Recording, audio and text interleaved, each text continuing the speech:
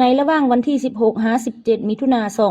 2025 ที่ผ่านมาแผนกภายในแขวงไซสมบูรณ์กองบัญชาการปกสแขวงไซสมบูรณ์ห้องการภายในเมืองล่องซานกองบัญชาการปกสเมืองล่องซานจัดพิธีเซ็นบทบันทึกแหกเซี่ยวกับบ้านห้วยเสียดบ้านน้ำยิ่งเมืองล่องซานแขวงไซสมบูรณ์ภายใต้การเป็นประธานของท่านพันโทบุญทันอินทวงศ์คณะประจำภาคเมืองหัวหน้ากองบัญชาการปกสเมืองล่องซานโดยการเข้าร่วมของท่านพันเอกทองเพียรกงเสด็จคณะประจำภาคกองห้องกองบัญชาการปกสแขวงไซสมบูรณ์พร้อมด้วยท่านบุญกองทรงปายิงกรรมการภาคแขวงหัวหน้าแผนกภายในแขวงไซสมบูรณ์มีบรรดาแผนกการกรมกองของแขวงห้องการองค์การกรมกองของเมืองตลอดหอดอำนาจการปกครองบ้านและพ่อแม่ประชาชนเข้าร่วมในพิธี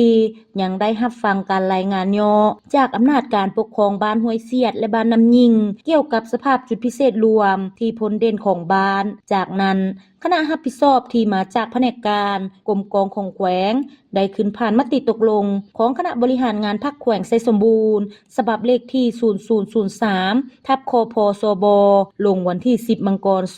2025ว่าด้วยการแต่งตั้งคณะรับผิดชอบให้บรรดาแผนกการองค์การกรมกองของแขวงและห้องการองค์การกรมกองของเมืองแหกเซี่ยวกับบรรดาบ้านทั่วแขวงไซสมบูรณ์และผลัดเปลี่ยนกันขึ้นผ่านเนื้อในบทบันทึกแหกเซี่ยวกับบ้านห้วยเสียดและบ้านน้ำยิงในพิธี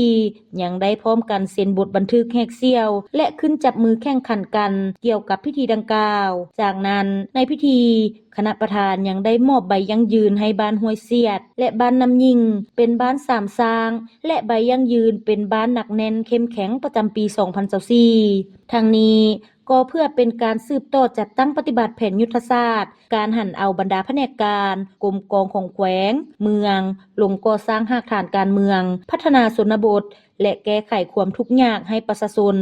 ตาม4เนื้อใน4คาดหมายที่วางไว้และทางเป็นการสร้างความสามัคคีเป็นปึกแผ่นช่วยเหลือซึ่งกันและกันของบรรดาแผนกการกรมกองห้องการและแขนงการอื่นๆกับบรรดาบ้านที่ได้ลงเคลื่อนไหวแหกเซี่ยวให้ไปตามทิศของคันถึง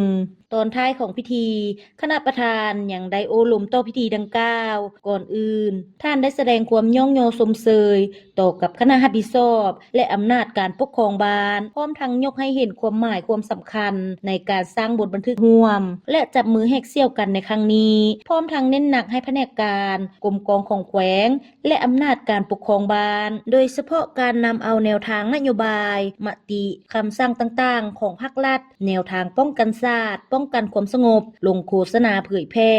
ศึกษาอบรมการเมืองแนวคิดให้กับพ่อแม่ประชาชนภายในบ้านได้รับรู้เสื่อมซึมและเข้าใจต่อแนวทางของภาครัฐเคียงคู่กับการพัฒนาชนบทรอบด้านตามที่3สร้างแก้ไขลบล้างความทุกข์ยากให้พ่อแม่ประชาชนตาม4เนื้อใน4คาดหมายปรับปรุงระบบการเมืองการปกครองขั้นบ้านแขนงการของบ้านให้มีความหนักแน่นเข้มแข็ง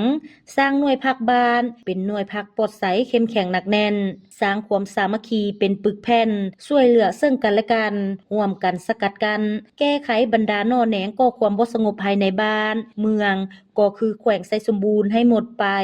พร้อมทางเป็นเจ้าการประกอบส่วนและสร้างสาพัฒนาประเทศชาติก็คือแขวงไซสมบูรณ์ให้มีความเจริญก้าวหน้ารุ่งเรืองศรีวิไล